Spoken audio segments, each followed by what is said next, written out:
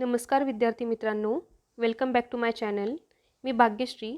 आज तुमच्यासाठी राज्यशास्त्राची महत्त्वाचा एक टॉपिक आणला आहे आणि त्यामध्ये आपण घटना निर्मिती हा चॅप्टर स्टडी करणार आहोत. आणि तुम्हाला माहिती आहे की हा जो टॉपिक आहे आपल्या राज्यशास्त्रातील सगळ्यात सुरुवातीचा टॉपिक आहे आणि तितकाच तो महत्त्वाचा पण टॉपिक आहे. आणि त्यामध्ये आपण या टॉपिकवर कशा प्रकारचे क्वेश्चन्स विचारले जातात हे पण पाहणार आहोत.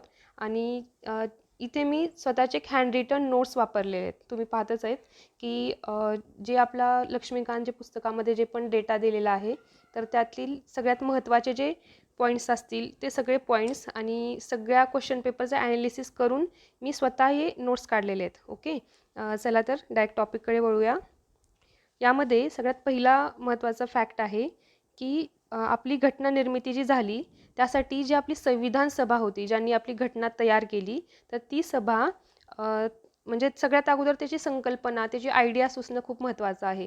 तर ती जी संकल्पना आहे तर सगळ्यात अगोदर M.N. रॉय हे जे आहेत आपल्या भारतातील जे कम्युनिस्ट पार्टी होती ना, तर त्यालाच आपण साम्यवादी चळवळ असे म्हणतो, जी कम्युनिस्ट मुवमेंट होती त्याचे भारतातील जे प्रणेते आहेत M.N. रॉय, त्यांनी या घटना निर्मितीसाठी लागणारी जी संविधान सभा आहे ना, तर त्या संविधान सभेची संकल्पना जी आहे ती सर्वप्रथम मांडली. ओके, आणि ते 1934 मध्ये. तर आता हे नीट लक्षात ठेवायचं आहे. तर 1934 मध्ये त्यांनी संकल्पना मांडलेली आहे आपल्या संविधान सभेची. ओके, नेक्स्ट फॅक्ट आहे तर 1935 मध्ये आपली जी इंडियन नॅशनल काँग्रेस होती ना, भारतीय राष्ट्रीय काँग्रेस आपली जी पार्टी होती, तर त्या पार्टीने INCनी संविधान सभेची औपचारिक मागणी केली. आता M.N. रॉय यांनी फक्त संकल्पना मांडली की आपल्या देशासाठी एक घटना तयार करण्यासाठी एक संविधान सभा असणं खूप गरजेचं आहे. त्यांनी फक्त आयडिया सुचवली. ओके, आणि त्यांनी औपचारिक मागणी केली. जी आपली इंडियन नॅशनल काँग्रेस होती ना, तर त्यांनी 1935 मध्ये औपचारिक मागणी केली.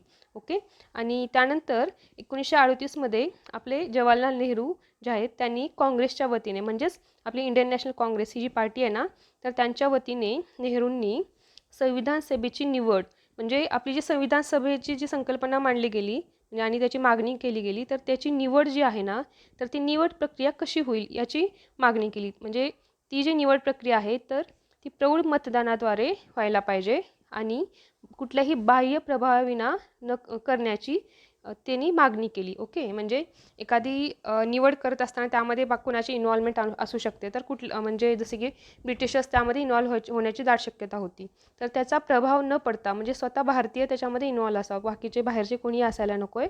आणि त्याची जी पद्धत आहे ती प्रौढ मतदानाद्वारे, म्हणजेच प्रौढ मताधिकार, म्हणजे हा जो कन्सेप्ट आहे त्यालाच आपण ॲडल्ट फ्रँचायझी असं म्हणतो. म्हणजे 18 वर्षाच्या पुढचे जे पण आहेत त्या सर्वांनाच म्हणजे मतदानाचा सारखा अधिकार असा त्या कन्सेप्टचा अर्थ होतो. तर त्या प्रौढ मतदानाद्वारेच ती निवड व्हायला पाहिजे असं नेहरूंनी सुचवलं. ओके, तर अशा प्रकारे हे सगळे फॅक्ट्स खूप महत्त्वाचे आहेत आणि हे सगळे तारखा असतील किंवा व्यक्ती असतील आणि त्यांनी ज्या ज्या कल्पना मांडल्या किंवा ज्या ज्या मागण्या केल्या, ह्या सगळ्या गोष्टी आपल्याला लक्षात ठेवायच्या आहेत. ओके, आता नेक्स्ट टॉपिक बघूया. आणि त्याच्याच पुढचे जे घटना आहेत तर त्यामध्ये 1940 मध्ये ऑगस्ट ऑफर ही जी ऑफर आहे किंवा ही जी संधी नव्याने तिथे आपल्या भारतामध्ये चालून आली आणि त्यामध्ये लिन लिथगो यांनी ऑगस्ट ऑफरद्वारे आपली घटना ही कशी असावी याचे तत्त्व मांडले. तर त्यांनी म्हणलं की घटना ही मुख्यतः भारतीयांनी तयार करावी, हे तत्त्व त्यांनी मान्य केले. ओके, म्हणजे जसं आपल्या नेहरूंनी मागणी केली होती की घटना तयार करत असताना कुणाचाही बाहेरच्यांचा कुणाचा प्रभाव नको आहे, तर त्यावर लिन लिथगो यांनी हे तत्त्व मान्य केले आणि ऑगस्ट ऑफर हे जे आहे ते आपल्या भारतात आणलं. ओके, आणि त्यानंतर 1942 मध्ये क्रिप्स मिशन, म्हणजेच आपले ब्रिटिशर्स जे आहेत त्यांची जी कौन्सिल ऑफ मिनिस्टर होती, तर त्याचे सदस्य स्टॅफवर्ड क्रिप्स हे होते. तर त्यांनी जे आणलेलं आहे क्रिप्स मिशन हे भारतात आलं. तर त्याच्याद्वारे घटना ही पूर्णतः भारतीयांनी तयार करावी हे तत्त्व मान्य केले होते. आता बघा, हे वरचं जे ऑगस्ट ऑफर आहे ना, तर त्यामध्ये मुख्यतः भारतीयांनी म्हणलं आहे, म्हणजे मेनली इंडियन्स असतील. ह्याचा अर्थ असं नाही की बाकीचे इन्व्हॉल्व नसतील, कारण मुख्यतः म्हणले आहेत, पूर्णतः असं म्हणलं नाही. पण क्रिप्स मिशननी पूर्णतः भारतीयांनी आपली घटना तयार करावी हे तत्त्व मान्य केले. ओके, आणि पण काय झालं की मुस्लिम लीग आणि विरोध करत होती की घटना ही फक्त भारतीयांनी तयार न करता एकच घटना न तयार होता त्याच्या 2 घटना समिती तयार व्हाव्यात. म्हणजे पाकिस्तानची त्यांनी, कारण त्यांची पाकिस्तान हा वेगळा देश असावा अशी त्यांची मागणी होती. त्यामुळं पाकिस्तानची घटना पण वेगळी तयार केली जावी अशी ही त्यांची मागणी होती. त्यामुळे 2 घटना समितीची मागणी असल्यामुळे मुस्लिम लीगने हे जे क्रिप्स मिशन आहे ना त्याला विरोध केला. ओके. आणि त्यामध्ये त्याच्यानंतर आता मे 1946मध्ये कॅबिनेट मिशन भारतात आलं. ओके. आणि त्यांनी जे आहे 2 घटना समितीची मागणी अमान्य केली. म्हणजे मुस्लिम लीगने जे एकच घटना असावी हे याला म्हणजे नकार दिला होता. त्यांनी 2 घटना समितीची मागणी केली होती. त्याला कॅबिनेट मिशनने नकार दिला. म्हणजे 2 घटना समितीची मागणी मान्य केली नाही. ओके. अशा प्रकारे हे अशा वेगवेगळ्या प्रकारच्या मिशन्स आणि वेगवेगळ्या लोकांनी अशा मागण्या केल्या होत्या आणि ते ऑगस्ट ऑफर असेल, क्रिप्स मिशन असेल किंवा कॅबिनेट मिशन यांच्याद्वारे मान्य करण्यात आल्या. ओके. म्हणजे बघा ना, असा घटनेचा क्रम कसा आहे. सुरुवातीला काही मागण्या झाल्या आणि त्याचे व्यक्ती असतील, इसवी सन असेल आणि कुठली मागणी, ह्या सगळ्या गोष्टी आपल्याला लक्षात ठेवावं लागेल. आणि त्यानंतर त्या मागण्या कोण कोण मान्य केल्या, जसं लिन लिथगो असेल किंवा लिन लिथगो असतील किंवा क्रिप्स, स्टॅपवर्ड क्रिप्स म्हणजे क्रिप्स मिशन, कॅबिनेट मिशन, ह्या सगळ्या गोष्टी आपल्याला तारखासहित आणि त्यांच्या मागण्या सहित आपल्याला लक्षात ठेवावं लागेल. तर फायनली कॅबिनेट मिशन जे आहे तर त्यांनी आपल्या 2 घटना समिती तयार करण्यासाठी मान्यता दिली नाही. पण आपली जी घटना समितीची रचना आहे ती कॅबिनेट मिशननुसारच आहे. ओके. म्हणजे जी पण घटना समिती आपली तयार झाली ती कॅबिनेट मिशननुसारच तयार झाली. ओके. आता त्याची आपण संरचना बघूया. म्हणजे आपली घटना समितीमध्ये किती सदस्य होते, कशा प्रकारचे आहे, हे सगळे आपण इथून पुढे बघूया. तर आपल्याला इथे क्वेश्चन विचारला जाऊ शकतो की घटना समिती संरचना जी आहे तर फायनली कुणाच्या रेकमेंडेशननुसार झाली, म्हणजे कोणी त्याला फायनली मान्यता दिली होती, तर ती आहे कॅबिनेट मिशन.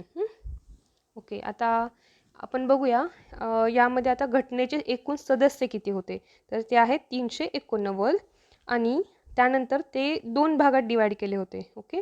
त्यातला पहिला आहे ब्रिटिश प्रांत, म्हणजे ब्रिटिशांचे तेव्हाचे काही प्रोव्हिन्सेस होते आपल्या भारतामध्ये. प्रोव्हिन्सेस म्हणजे जसे की सध्याचे जे राज्य आहेत ना तसेच काही ब्रिटिशांच्याद्वारे चालवले जाणारे प्रोव्हिन्सेस होते, त्याला आपण ब्रिटिश प्रांत म्हणतो. आणि तेव्हा आपले बरेचसे संस्थाने पण होती, जसे वेगळे छोटे मोठे जे पण राज्य असतील, किंगडम्स जे होते तेव्हा, तर त्याला आपण संस्थाने म्हणतो. तर या दोघांमध्ये ह्या 389 जागा होत्या ना त्या डिवाईड केल्या होत्या. ओके. तर त्यामध्ये ब्रिटिश प्रांताला 296 जागा होत्या आणि संस्थानिकांना 93 जागा होत्या. ओके.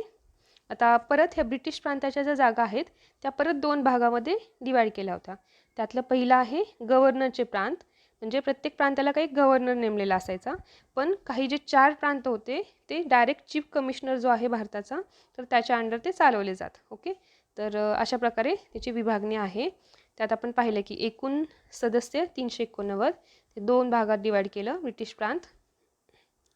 ब्रिटिश प्रांत असेल किंवा संस्थानिक असतील, त्यानंतर गव्हर्नर प्रांत आणि हे ब्रिटिश प्रांताला परत 2 भागात डिवाईड केलं. आता हे जे आकडे आहेत ना आपल्याला लक्षात ठेवावे लागतील, कारण डायरेक्ट ह्याच्यावर क्वेश्चन विचारले जातात. ओके. आता याच्या पुढचे मुद्दे आपण पाहूया. आपण बघतोय की ह्या ज्या संस्थाने असतील किंवा ब्रिटिश प्रांत असतील त्यांचे वेगवेगळे सदस्य होते आणि त्यांच्याद्वारे आपली कॉन्स्टिट्युएंट असेंब्ली असेल किंवा आपली संविधान सभा तयार झाली होती. पण त्या संविधान सभेची जी निवडणूक होती तर ते आपल्याला पाहावं लागेल, म्हणजे कशाप्रकारे त्याचे इलेक्शन वगैरे झाले, कशाप्रकारे त्याची सदस्याची अपॉइंटमेंट झाली, हे सगळे आपण मुद्दे इथे पाहणार आहोत. तर आता प्रांतांना आणि संस्थान जे आहेत, ब्रिटिश प्रांत आहेत किंवा संस्थाने आहेत, म्हणजे आपले वेगवेगळे प्रिन्सली स्टेट असं आपण म्हणतो, तर त्यांना जागा कशाप्रकारे दिल्या ते बघूया. तर ते लोकसंख्येच्या प्रमाणात जागा दिल्या होत्या. ओके. म्हणजे जितकी पण त्या प्रांताची लोकसंख्या आहे तर त्यानुसार सदस्याची संख्या ठरेल आणि संस्थानामध्ये पण जितकं मोठं संस्थान आहे त्याप्रमाणे तिथले सदस्य असतील. आणि ते जे लोकसंख्येचं प्रमाण आहे ते 10 लाख लोकसंख्येमागे एक सदस्य असेल. समजा आता महाराष्ट्र एक प्रोव्हिन्स त्या काळात होतं किंवा मराठवाडा जे प्रोव्हिन्स होतं, तर त्यामध्ये समजा तेव्हा 20 लाख लोक असतील तर तिथे 2 सदस्य असतील. तर 10 लाख लोकसंख्या असेल तर एक सदस्य, अशाप्रमाणे तिथं आपल्या सदस्यांचं प्रमाण लोकसंख्येमागे होतं. ओके. आणि त्यामध्ये तर इलेक्शन कशा प्रकारे झाले ते आपण बघू. म्हणजे आपल्याला माहिती आहे की इलेक्शनचे 2 प्रकार आहेत, डायरेक्ट इलेक्शन असेल किंवा इनडायरेक्ट आहे, म्हणजे नॉमिनेशन असेल. अशा प्रकारे संविधान सभेचं जे इलेक्शन झालं ते पार्टली इलेक्टेड आणि पार्टली नॉमिनेटेड होतं. म्हणजे आपली संविधान सभा कॉन्स्टिट्यूशन असेंब्ली जी होती ती पूर्णतः निवडून आलेले सदस्य नव्हते. काही सदस्यांना नॉमिनेट केलं होतं आणि काही सदस्य हे इलेक्टेड होते. ओके. आता बघू ही जी पद्धत होती निवडणुकीची ती बघूया. तर निवडणूक पद्धतीमध्ये proportional representation by single transferable vote ही जी मेथड वापरली होती. म्हणजेच त्यालाच आपण प्रपोर्शनल रिप्रेझेंट म्हणजे लोकसंख्येचं एक प्रमाण म्हणतो ना, प्रमाणशीर पद्धत असते, तर तशी पद्धत इथे वापरली होती. त्यालाच आपण PRSTV असंही म्हणू शकतो. ओके. आता बघूया यालाच आपण मराठीमध्ये असंही म्हणतो प्रमाणशीर प्रतिनिधित्व ही पद्धत असं म्हणतो. प्रपोर्शनल रिप्रेझेंटेशन म्हणजे प्रमाणशीर प्रतिनिधित्व आणि सिंगल ट्रान्सफरेबल वोट म्हणजे एकल संक्रमणीय मतदान तत्व. म्हणजे एकच मत तिथे ट्रान्सफर होतं. ओके. ही झाली निवडणुकीची पद्धत. आता बघू मेंबर्स ऑफ प्रोव्हिन्सेस म्हणजे जे पण मेंबर्स असतील म्हणजे संविधान सभेचे जे सदस्य असतील ते कशा प्रकारे निवडून येतील म्हणजे कुठल्या बेसिसवर.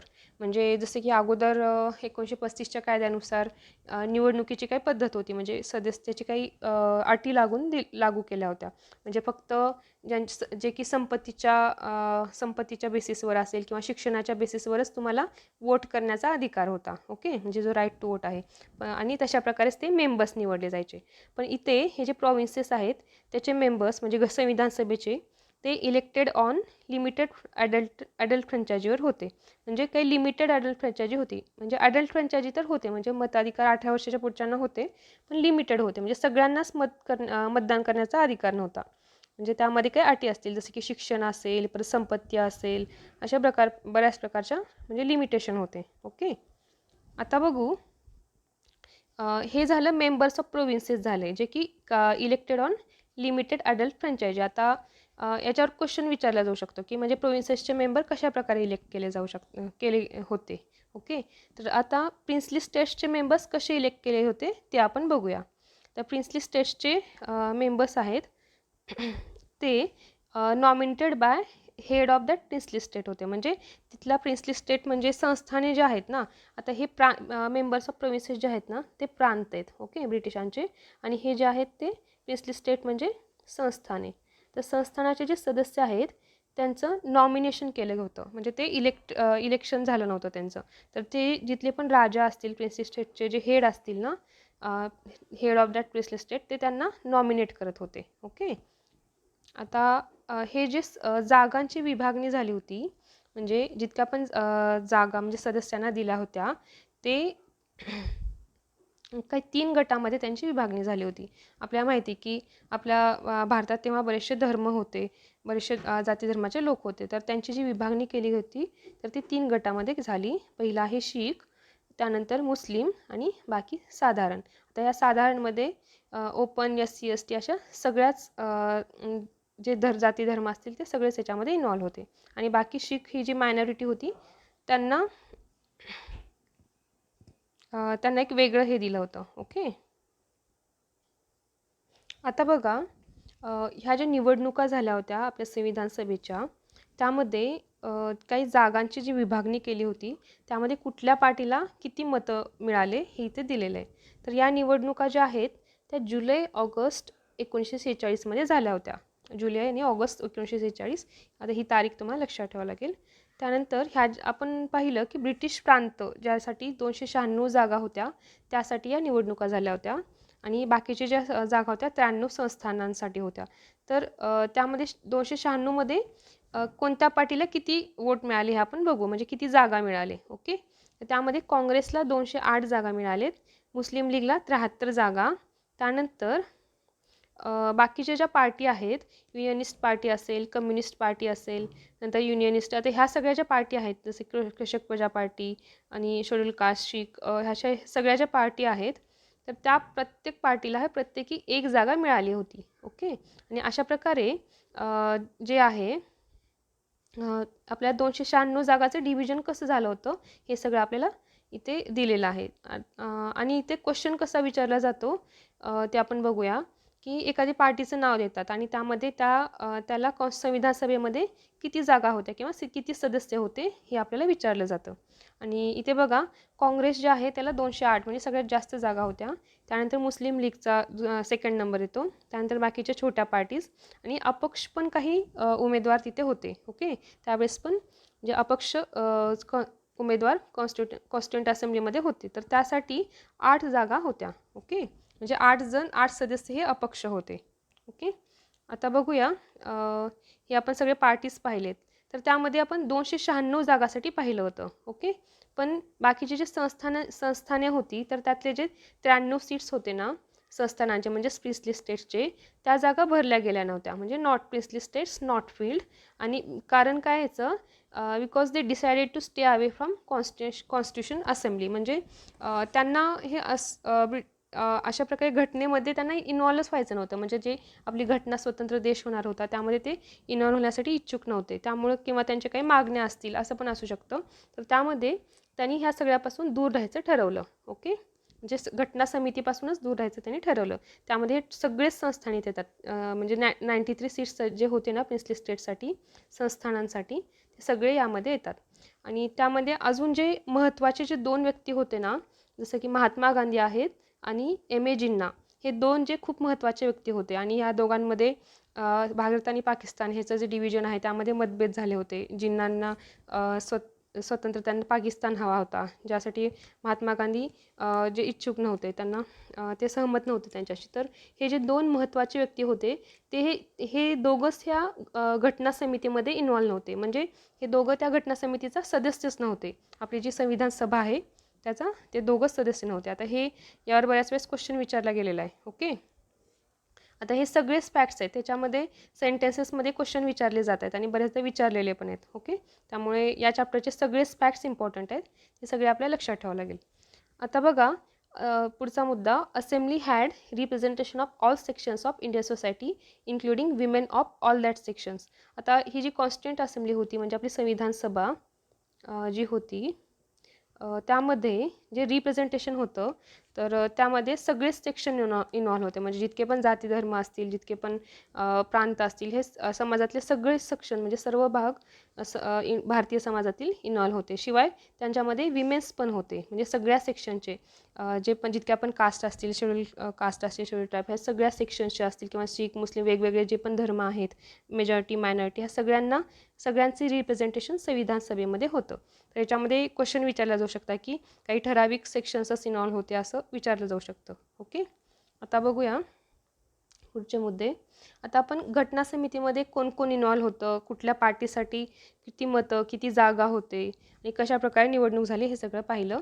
पण ॲक्च्युली जेव्हा घटना समिती तयार झाली तर त्याचं वर्किंग कसं झालं आपण बघूया. म्हणजे त्यामध्ये बैठका किती झाल्या, त्यानंतर तिला सदस्य किती हजर होते, त्याचे जे काय म्हणतात सदस्य, एखादी सभा झाली तर त्याचे हेड कोण होते कुठल्याही बैठकीचे, प्रेसिडेंट कोण होते, ह्या सगळ्या गोष्टी आपण ह्या वर्किंगमध्ये येतात. ओके, त्यातला पहिला मुद्दा आहे, आपली संविधान सभा जी आहे त्याची पहिली बैठक आहे ती 9 डिसेंबर 1946ला झाली.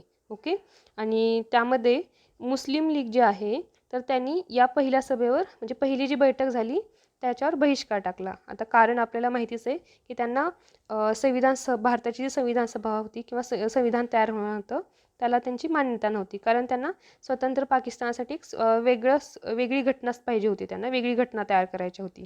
ओके, त्यामुळे यांनी मुस्लिम लीगने बहिष्कार टाकला. आणि या ज्या पहिल्या बैठकीला फक्त 211 सदस्य हजर होते. ओके, आणि यामध्ये जे पण सभा झाल्या, पहिली बैठक झाली, आपण पाहिलं की 9 डिसेंबर 1946ला पहिली बैठक झाली. त्याचे काही टेम्पररी सदस्य होते, टेम्पररी प्रेसिडेंट आणि व्हाईस प्रेसिडेंट होते. तर टेम्पररी प्रेसिडेंट जे होते ते डॉक्टर सच्चिदानंद सिन्हा होते आणि ते पहिले टेम्पररी प्रेसिडेंट होते आपल्या संविधान सभेचे. आणि हे जे आहे फ्रेंच प्रॅक्टिस म्हणजे फ्रेंचचं जेव्हा घटना तयार होत होती तिथे पण अशाच प्रकारची मेथड वापरली होती. म्हणजे त्यालाच आपण फॉलो करून टेम्पररी प्रेसिडेंटची निवडणूक केली. आणि शिवाय व्हाईस प्रेसिडेंट पण टेम्पररी आपण निवडले होते, ते होते फ्रान्सिस अँथोनी. आता ह्या सगळ्यांवर क्वेश्चन विचारला जातो त्याला, जसं की सदस्य किती हजर होते, मुस्लिम लीगने मान्यता दिली होती का, बहिष्कार टाकला होता, जे पण आहेत ह्या सगळ्या गोष्टी विचारल्या जातात. शिवाय फ्रान्सिस अँथनी यांच्यावर पण क्वेश्चन विचारला गेलेला आहे बऱ्याच वेळेस, जे की टेम्पररी व्हाईस प्रेसिडेंट कोण होते. कारण बऱ्याच वेळेस आपल्याला माहीत असते की टेम्पररी प्रेसिडेंट कोण आहेत, जे की सच्चिदानंद सिन्हा, कारण बऱ्याचदा वाचलेलं असतं, पण व्हाईस प्रेसिडेंटचं पण वाचलेलं नसतं. किंवा शिवाय हे लक्ष्मीकांत पुस्तकात दिलेलं नाही आहे, पण इथे मी नोट्समध्ये ह्याला इन्क्लूड केलं आहे, ते नीट लक्षात ठेवा. ओके. आता आपण पाहिलं 9 डिसेंबरला पहिली बैठक झाली आणि त्यानंतर 11 डिसेंबर 1946ला जे आहे तिथे म्हणजे 9 डिसेंबरला सगळे टेम्पररी प्रेसिडेंट निवडले होते, temporary president, temporary vice president, French प्रॅक्टिसला फॉलो करून. पण 11 डिसेंबरला फायनल जे प्रेसिडेंट जे आहेत ते निवडले गेले.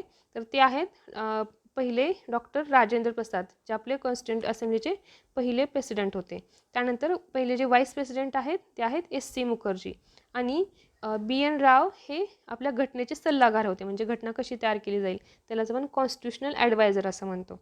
आता हे तिन्ही फॅक्ट्स आपल्याला लक्षात ठेवावे लागतील. ओके. त्यानंतर आता ह्या ज्या तारखा आहेत त्या खूप महत्त्वाच्या आहेत. जसं की 9 डिसेंबर आहे, त्यातली पहिली बैठक झाली, त्यात निवडणुका झाल्या टेम्पररी प्रेसिडेंटच्या, व्हाईस प्रेसिडेंट. त्यानंतर 11 डिसेंबर तेव्हा आपले फायनल जे प्रेसिडेंट आहेत आपले ह्याचे खरे परमनंट जे प्रेसिडेंट असतील त्याची निवडणूक झाली. नंतर ही 13 डिसेंबर, ह्या सगळ्या तारखा आपल्याला लक्षात ठेवायच्या आहेत. ओके. तर 13 डिसेंबरला जवाहरलाल नेहरू यांनी ऑब्जेक्टिव्ह रिझोल्युशन पास केलं. आता आपल्याला माहिती आहे ऑब्जेक्टिव्ह रिझोल्युशन म्हणजे त्याच्यामध्ये आपले संविधान कसं असायला पाहिजे, म्हणजे संविधान तयार करण्याचा आपला हेतू कसा असायला पाहिजे, ह्या सगळ्या गोष्टी दिल्या होत्या. आणि याच ऑब्जेक्टिव्ह रिझोल्युशनला आपण आपल्या घटनेच्या प्रिॲम्बल जे आहे त्यालाच आपण प्रस्तावना म्हणतो. ह्या सगळ्या ज्या घटनेत प्रिॲम्बलमध्ये ज्या पण गोष्टी आहेत त्या आपण ऑब्जेक्टिव्ह रिझोल्युशनमधून घेतलेल्या आहेत. ओके. आणि ते नेहरूंनी 13 डिसेंबरला पास केलं. आणि आता 22 जानेवारी 1947ला आपण जी घटना आहे म्हणजे घटना समिती आहे ती आपण ॲडॉप्ट केली. ओके. त्यानंतर आपण बघू आता हा जो मुद्दा आहे तो खूप महत्त्वाचा आहे. ओके. आता ही जी घटना समिती तयार होत असताना त्यामध्ये 3 चेंजेस केले गेले. जसं की आपण पाहिलं 1947चा इंडियन इंडिपेंडन्स ॲक्ट होता, तर त्यानुसार ह्या घटना समितीमध्ये 3 बदल केले गेले. म्हणजे आपली संविधान सभा आहे त्यामध्ये. तर त्याला आपण ह्या ज्या ॲक्ट आहे इंडियन इंडिपेंडन्स 1947 ह्या ॲक्टनुसार घटना समिती ही फुल्ली सोवरीन बॉडी झाली, म्हणजे पूर्णतः सार्वभौम त्या आपल्या कॉन्स्टिट्यूंट असेंब्लीला म्हणजे मिळालं, पूर्ण सार्वभौम मिळालं. ओके. आणि त्याशिवाय ती एक लेजिस्लेटिव्ह बॉडी पण झाली, म्हणजे कायदे करण्याची पॉवर पण त्याला मिळाली. ओके. त्यानंतर तिसरा मुद्दा आहे total strength of constituent assembly reduce to 299. म्हणजे आपण पाहिलं की आपली जी टोटल स्ट्रेंथ होती ना कॉन्स्टिट्यूंट असेंब्लीची ती 389 होती.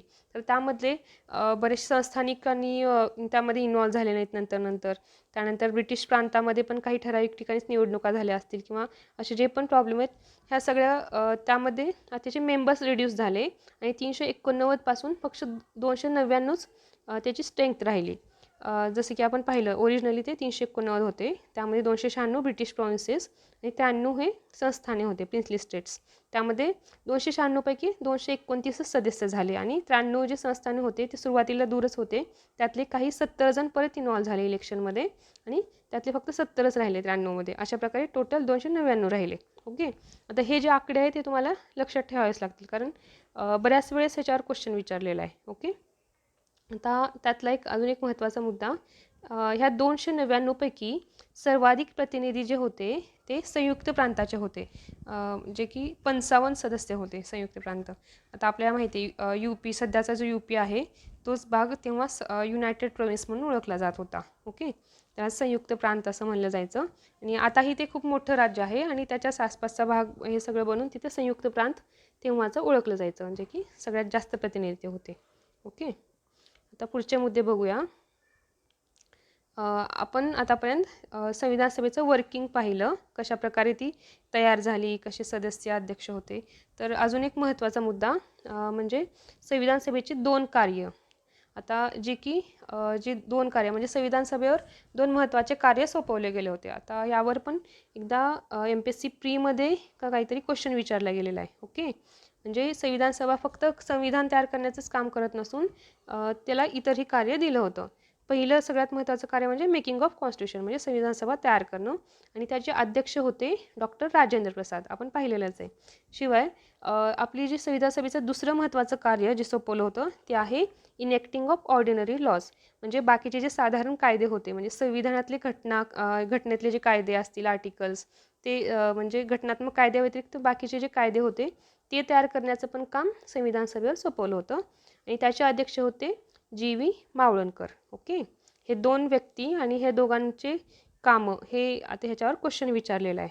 ओके, आणि हे दोन्ही नावं आणि त्यांचे कार्य, म्हणजेच हे संविधान सभेचे दोन्ही कार्य आपल्याला लक्षात ठेवावं लागेल. आणि हे जे दोन कार्य आहेत ते 26 नोव्हेंबर 1949 पर्यंत चाललं. ओके, आता ह्याच्यावर बऱ्याच वेळेस क्वेश्चन विचारले गेलेला आहे. आणि रिसेंटली 2019च्या प्रीमध्ये काहीतरी तेव्हाही हा क्वेश्चन विचारलेला आहे. ओके, आणि आता हे जे दोन कार्य आहेत हे दोन वेगवेगळ्या दिवशी होत असत. ओके, आता बघूया पुढचे मुद्दे. त्यामध्ये म्हणलं आहे की मे 1949ला हे आपली संविधान सभा आहे तर त्याला म्हणजेच भारताच्या कॉमनवेल्थचं सदस्य म्हणून मान्यता मिळाली. आता आपल्या माहिती ह्या चॅप्टरमध्ये बऱ्याचशा तारखा आहेत, म्हणजे संविधान सभेचं कार्य कुठपर्यंत चाललं, शिवाय अशा खूप साऱ्या तारखा आपण पाहिलेल्या आहेत. तर त्यामध्ये आपल्या ह्या इथे पुढे काही महत्त्वाच्या तारखा दिलेल्या आहेत. त्यामध्ये भारताला कॉमनवेल्थ जे ऑर्गनायझेशन आहे तर तेव्हाची जे आता पण आहे तर त्याला सदस्यत्व हे मे 1949मध्ये मिळालेलं आहे. त्यानंतर अजून एक महत्त्वाची तारीख 22 जुलै 1947, त्या दिवशी भारताचा ध्वज स्वीकृत झाला. म्हणजे आपल्या भारताचा ध्वज जे आहे कसा असायला पाहिजे ह्याबद्दल बरेचसे मतं होते, किंवा त्याच्यामध्ये बऱ्याच तारखानुसार वेळेनुसार चेंजेस होत गेले. शेवटी त्याला स्वीकृती मिळाली, ती भारताच्या ध्वजाला स्वीकृती ही 22 जुलै 1947ला मिळाली. ओके, त्यानंतर 24 जानेवारी 1950ला राष्ट्रगीत व राष्ट्रगान स्वीकृत झालं. ओके, हा चॅप्टर आता बरेचसे ह्याच्यामध्ये फॅक्ट्स आहेत त्यामुळे खूप लेंदी टॉपिक होणार आहे हा. ओके, आणि त्यामध्ये तारखा हे आपल्याला लक्षात ठेवणं भागच आहे. ओके, आणि त्यामध्ये आपण पाहिलं राष्ट्रगीत व राष्ट्रगान याला स्वीकृती 24 जानेवारीला मिळाली. आणि डॉक्टर राजेंद्र प्रसाद, आता ही जी तारीख आहे ती खूप महत्त्वाची तारीख आहे, आणि कारण बऱ्याचशा घटना या तारखेला घडल्या 24 जानेवारी 1950ला. जसं की राष्ट्रगीत आणि राष्ट्रगान दोन्हीला स्वीकृती मिळाली. त्यानंतर डॉक्टर राजेंद्र प्रसाद जे आहेत ते आपले भारताचे पहिले प्रेसिडेंट म्हणून त्यांची निवड झाली गेली. म्हणजे घटना समितीचे ते तर अध्यक्ष होतेच, पहिले अध्यक्ष होते, परमनंट अध्यक्ष. शिवाय ते आपल्या भारताचे पहिले प्रेसिडेंट आहेत, तर पहिले राष्ट्रपती म्हणून पण त्यांची निवड झाली. ओके, आणि त्याच दिवशी आपलं संविधान सभेचं फायनल सेशन हेल्ड केलं गेलं. आता हे खूप छोट्या अक्षरात आहे थोडंसं, पण आता हे पहिलं सेशन आपलं जे आहे संविधान सभेचं 24 जानेवारी या तारखेला झालेलं आहे. ओके, आणि त्यानंतर आपले जे संविधान सभेचे जे सेशन्स झाले ते सेशन्स 11 सेशन्समध्ये आपली संविधान तयार झालं. म्हणजे संविधान सभेचे 11 सेशन्स झाल्यानंतर आपलं संविधान तयार झालं. आणि त्याला दिवस किती लागले ते आहेत 166 दिवस संविधान सभा काम केली. म्हणजे जे वर्किंग डे आहेत ते 166 डेज आहेत. आता इथे फॅक्ट्स विचारले जाऊ शकतात, म्हणजे टोटल सेशन्स किती झाले असे वगैरे. ओके, आणि टोटल कालावधी म्हणजे किती कालावधी आपली घटना तयार व्हायला लागली, म्हणजे घटना समिती किती दिवस काम केली हे पाहिलं आपण, पण कालावधी किती लागला. सेशन्स तर 11 झाले, पण किती दिवस ते काम चालू होतं तर ते आहे 2 वर्ष 11 महिने आणि 18 दिवस. आता हा जो क्वेश्चन आहे हे फॅक्ट हे बऱ्याच वेळेस विचारलेलं आहे, म्हणजे किती दिवस समितीचं काम चालू होतं ते आहे 2 वर्ष 11 महिने 18 दिवस. हे तुम्हाला ॲज इट इज लक्षात ठेवावं लागेल. ओके, आणि त्यानंतर कॉन्स्टिट्यूशन मेकर्स जे आहेत ते आपली घटना तयार करत असताना असं मनानं स्वतः तर नाही, इतके पण हे नव्हते सगळे म्हणजे बरेचसे विद्वान तर होतेच की स्वतः तयार करणं म्हणजे सगळं कुठंही रेफर न करता पॉसिबल नव्हतं. तर त्यासाठी त्यांनी आपल्या जगातल्या 60 कंट्रीजचे जे संविधान आहे त्याचा सगळ्याचा अभ्यास केला. त्यानंतर त्याच्यावरून आपण आपली घटना तयार केली. म्हणजे constitution makers gone through constitution of 60 countries. Okay, त्यानंतर ड्राफ्ट ऑफ कॉन्स्टिट्यूशन जे आहे आपलं ते बनवायला आपल्याला 114 दिवस लागले. ओके. आता आपण बघितलं की संविधान सभा 166 दिवस काम केली, पण त्याचा जो ढाचा आहे, त्याचं मेन जे फ्रेमवर्क आहे ते बनवायलाच 114 दिवस लागले. ओके. त्यानंतर जो खर्च जो आला आपली संविधान सभा बनवायला, तो आहे 64 लाख रुपये. ओके. आणि त्यानंतर आपल्या संविधान सभेचं जे फायनल सेशन आहे ते झालं, आता ही तारीख आपण या अगोदर पण पाहिली, ज्या दिवशी राष्ट्रगीत स्वीकृत केलं त्यानंतर आपले प्रेसिडेंट निवडले गेले 24 जानेवारी, राजेंद्र प्रसाद हे आपले पहिले प्रेसिडेंट म्हणून निवडले गेले. आणि त्याच दिवशी आपलं कॉन्स्टिट्यूंट असेंब्लीचं फायनल सेशन पण झालं, म्हणजे शेवटचं जे सेशन आहे ते त्याच तारखेला झालं. आणि त्यानंतर आपली संविधान सभा जी आहे कॉन्स्टिट्यूशन असेंब्ली, ती 26 नोव्हेंबर 1949 पासून 26 जानेवारी 1952पर्यंत काम केली. म्हणजे कारण तेव्हा कुठलंही इलेक्शन झालं नव्हतं, म्हणजे जनरल इलेक्शन जे आहे 26 जानेवारी 1952ला झालं. त्यामुळं आपली संविधान सभाच एक जी आहे ती आपली प्रोव्हिजनल पार्लमेंट म्हणून काम करत होती. कारण पार्लमेंट तर आपलं अजून तयार झालं नव्हतं, म्हणजे पार्लमेंटच्या इलेक्शन झाल्या नव्हत्या, लोकसभा राज्यसभा ह्या सगळ्या गोष्टी त्याच्या इलेक्शन झाल्या नव्हत्या. एक फॉर्मल सगळं स्ट्रक्चर तेवढं तयार झालं नव्हतं, कारण इलेक्शनच तेव्हा झालेलं नव्हतं. त्यामुळं जे जनरल इलेक्शन जे आहे 26 जानेवारी 1952ला इलेक्शन झालं, तोपर्यंत आपली संविधान सभाच प्रोव्हिजनल पार्लमेंट म्हणून काम करत होती. ओके. त्यानंतर आपण बघूया, आता बरेचसे फॅक्ट्स मी इथं माझ्या नोट्समध्ये लिहिले आहेत. सगळेच फॅक्ट्स, जितके पण इम्पॉर्टंट फॅक्ट्स आहेत तेवढेच मी आता इथे सांगते. ओके. त्यामध्ये आपलं जे ड्राफ्ट जे तयार झालं संविधान सभेचं, तर ते ड्राफ्टिंग कमिटी होती त्याची. तर त्या कमिटीची जी आहे ती 29 ऑगस्ट 1947ला ती समिती स्थापन झाली. त्याचे काही मेंबर्स होते, तर ते मेंबर्स आपल्याला लक्षात ठेवावं लागेल. एखाद्या वेळेस थोडंसं घुसून पण आपल्याला क्वेश्चन विचारले जाऊ शकतात. तर हे जे 7 मेंबर्स आहेत ते तुम्ही पाहून घ्या. ओके. आपल्याला माहिती आहे ड्राफ्टिंग कमिटीचे जे आपले चेअरमन होते डॉक्टर बाबासाहेब आंबेडकर होते.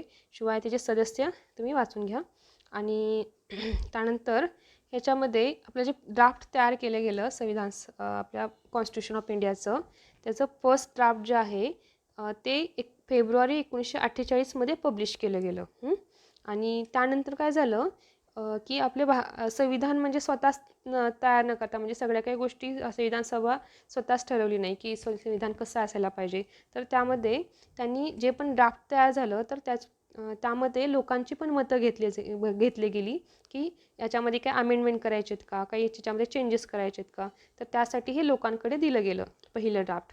आणि त्यामध्ये लोकांची मतं घेऊन त्यामध्ये परत अमेंडमेंट केल्या गेल्या. ओके. त्यामुळंच इतका घटना तयार व्हायला इतका सारा वेळ लागलेला आहे, म्हणजे 2 वर्ष 11 महिने जे पण आहे 18 दिवस, ते इतका कालावधी आपल्याला लागला होता. आणि त्यामध्ये 8 months were given to people of India to discuss draft and propose amendments, म्हणजे लोकांनी ते चर्चा करून त्याच्यामध्ये अमेंडमेंट प्रपोज केल्या होत्या.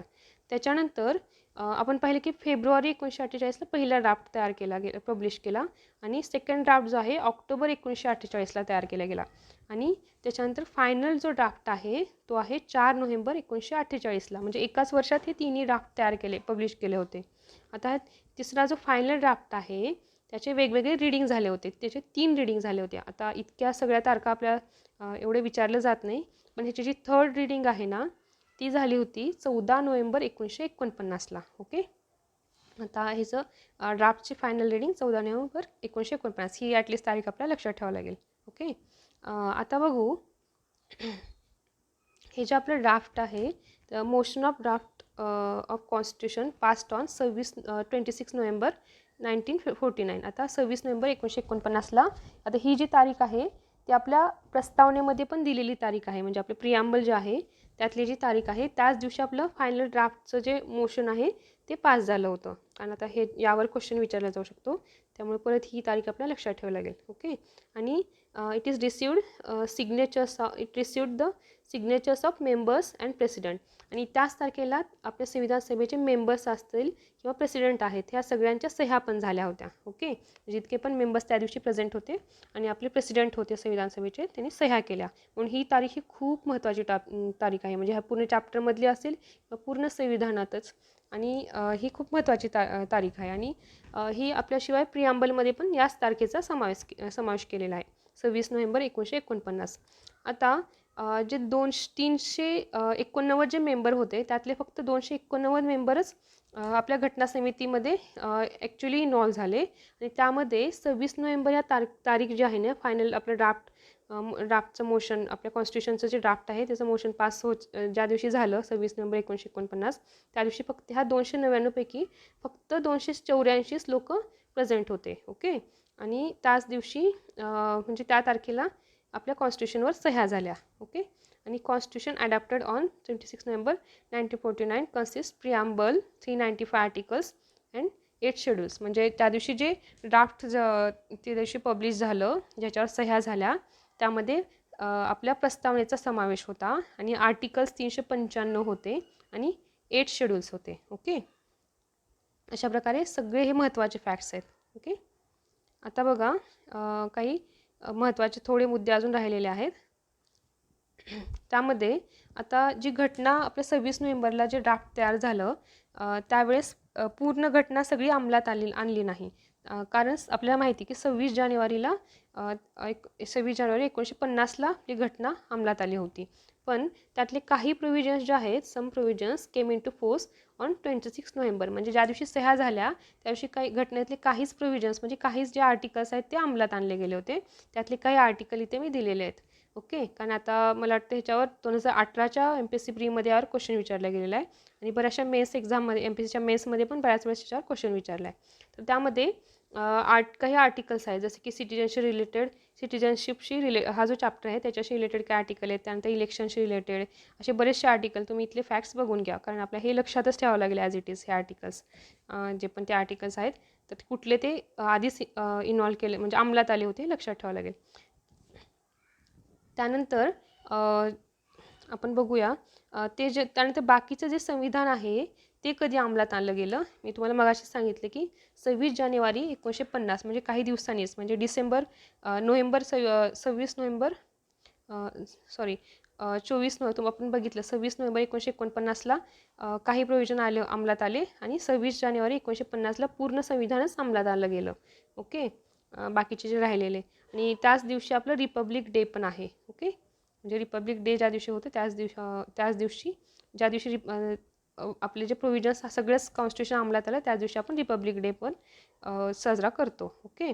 कारण त्या दिवशीच date of commencement of constitution होते म्हणजे आपल्या संविधानाची घोषणाच त्या दिवशी झाली म्हणजे आपलं संविधान जे तयार झालं ते त्या दिवशीच झालेलं आहे म्हणजे फायनली अंमलात आलेलं आहे. ओके. तयार नाही तर अंमलात आलेलं आहे पूर्णपणे. ओके. आणि 26 जानेवारी आता ह्या तारखेचं महत्त्व आपण बघूया. जसं की 26 जानेवारी ही तारीख का महत्त्वाची आहे ज्या दिवशी आपण रिपब्लिक डे पण साजरा करतो. शिवाय पूर्ण संविधानाचे सगळेच आर्टिकल पण अंमलात आले. कारण 26 जानेवारी ह्या तारखेला आपलं इंडियन नॅशनल काँग्रेसचं लाहोर सेशनमध्ये रिझोल्युशन पास झालं होतं आणि तेव्हा आपण पूर्ण स्वराज्यासाठी मागणी केली होती. आता आणि तो 1929ला आपण ठरवलं होतं की लाहोर सेशनमध्ये पास केलं गेलं की 26 जानेवारी तारीख पूर्ण स्वराज म्हणून हे करता येईल आणि 26 जानेवारी 1930ला आपण पूर्ण स्वराज डे सेलिब्रेट केला होता. ओके. त्यामुळे ह्या दोन घटनामुळं हा जो 26 जानेवारीची तारीख आहे ही खूप महत्त्वाची तारीख आहे. ओके. अशा प्रकारे इथे सगळे फॅक्ट्स संपतात. या चॅप्टरमध्ये लक्ष्मीकांतमध्ये जितके पण फॅक्ट्स दिले आहेत हे सगळे माझ्या नोट्समध्ये इन्व्हॉल्व केलेत. त्यानंतर काही दुसऱ्या पुस्तकातून पण मी इथे फॅक्ट्स घेतलेले आहेत जसं की काही एलिफंट हे जे आहे आपल्या घटना समितीचं जे सिम्बॉल आहे ते एलिफंट आहे. ओके.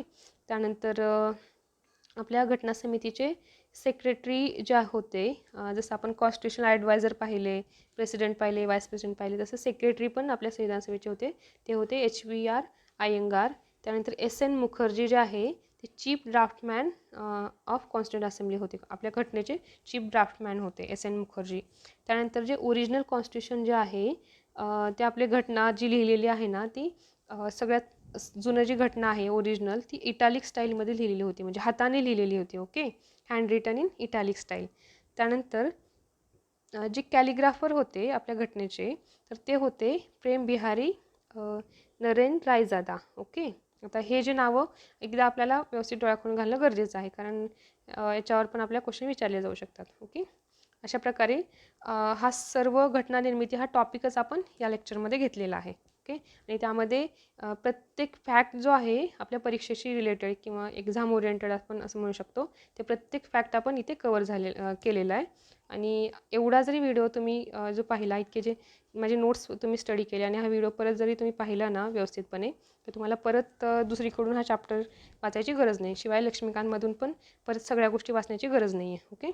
अशा प्रकारे सगळा टॉपिक आपण कवर केला आहे. ओके. थँक्यू.